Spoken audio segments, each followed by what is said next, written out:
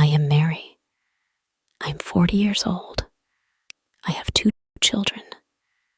My husband, John, is 45 years old. We have been married for 18 years. When we got married, I was happy. John was kind. He smiled every day. He said, "I love you." I believed him.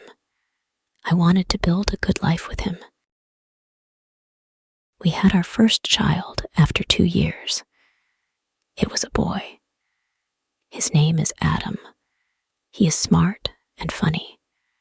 2 years later, we had a girl. Her name is Lily. She is kind and loves to sing. At first, John was a good husband. He worked hard. He brought home money. I stayed home to care for the children. I cooked, cleaned, and helped them learn. But after some years, John changed. He worked late. He went on trips. He didn't tell me where he went. He stopped saying, "I love you." I asked him, "Why are you so busy?" He said, "I work for this family. Don't ask me questions." I was sad, but I stayed quiet. I loved him. I hoped he would change. One day, 7 years ago, John went on a trip. I found 2 plane tickets. I saw another woman's name. My heart broke. I cried for 3 days. I felt lost and alone. When John came back, I asked him, "Who is she?" He said, "She is nobody. Don't worry." I didn't believe him, but I said, "Okay." I wanted to keep my family together. My son was only 3 years old. I didn't want to break his heart. Over the years, John stayed the same. He worked late. He went on trips. I knew he still saw the other woman. My heart grew cold. I felt empty. I cleaned the house, but it didn't feel like a home. I cooked meals, but I had no joy. I looked at John, but he was like a stranger. One day, I met someone from my past. His name was Alex. We were friends long ago. He was kind and gentle. I saw him with his wife. He opened the car door for her. He helped her with her coat. I thought, this is care. This is love. I never had this. Alex and I started to talk. He asked me, "How are you?" I said, "I am fine," but I wasn't fine. He listened to me. He said, "You are important. You are strong." I started to feel alive again. I smiled. I laughed. For 3 months, we talked. We didn't need much. I didn't want gifts or big promises. I only wanted care. I wanted to feel loved. But John found out. He was angry. He shouted, "Why did you do this?" I said, "Because I needed love." We had long talks. John cried. He said, "I love you. Please don't leave." I asked him, "Why now? Why after 18 years?" He said, "I didn't know you were hurting." One night, I got very sick. I went to the hospital. John stayed with me. He held my hand. He said, "Don't leave me. I love you." For the second time in 18 years, I heard those words. I love you. Now, John is at home. He sleeps next to me. but I know the other woman is still waiting for him. I don't know what will happen. My heart is tired. I want to believe John, but it is hard. I try to smile for my children. I try to be strong. I know I am not perfect. I made mistakes, but I only wanted to feel loved. I don't know what the future holds. I only hope for peace. After everything that happened, I began to think deeply about my life.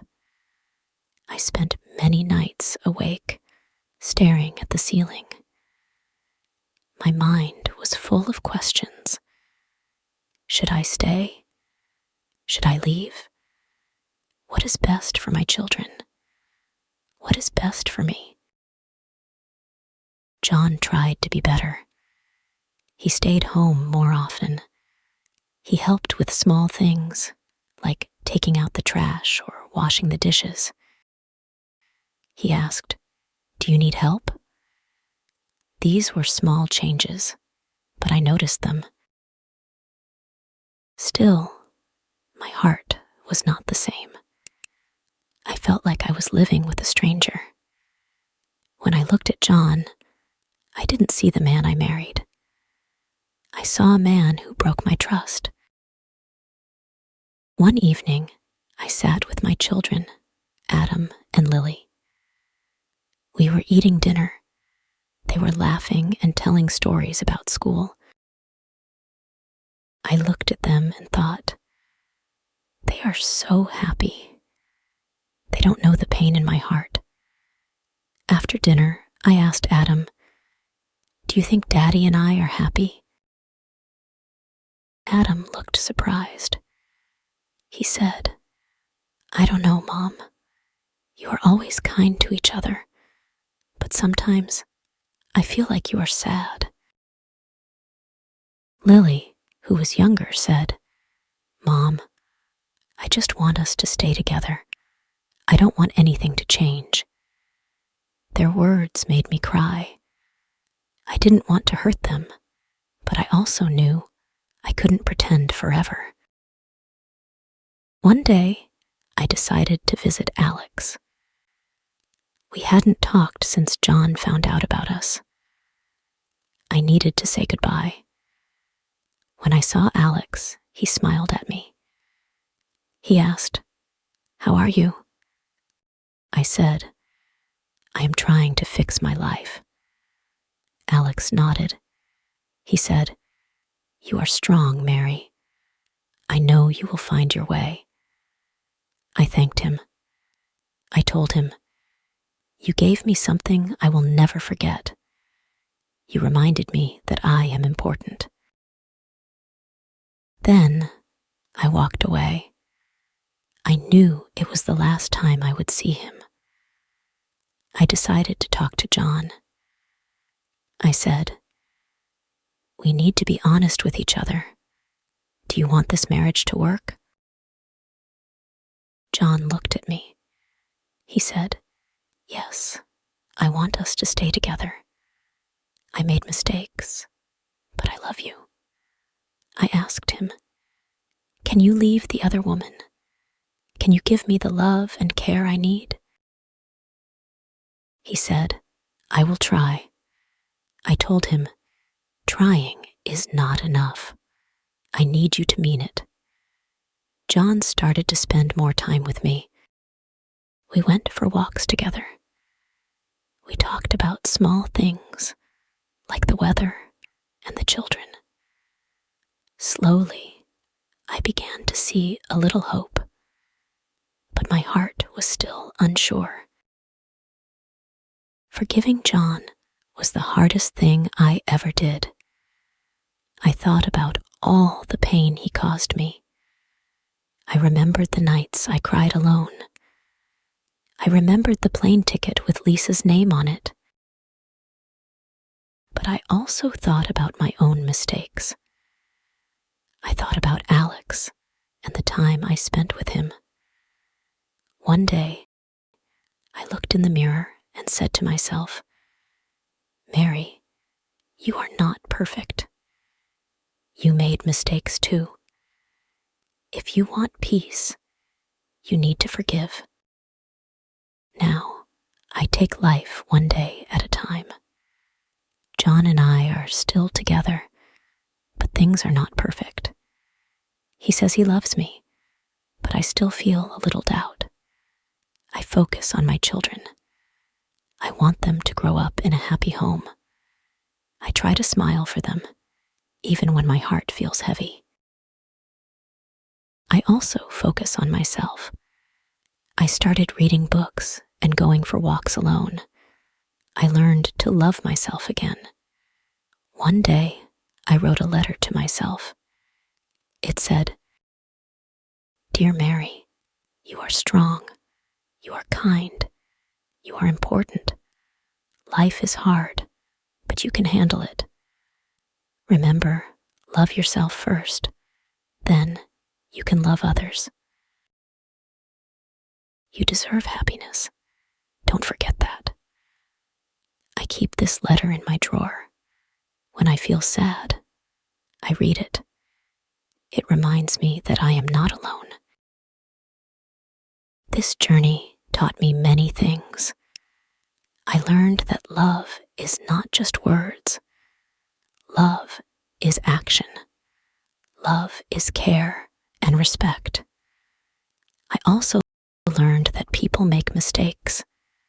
Nobody is perfect. Most importantly, I learned that I am strong. I can survive pain, sadness, and loss, and I can still find happiness one day at a time.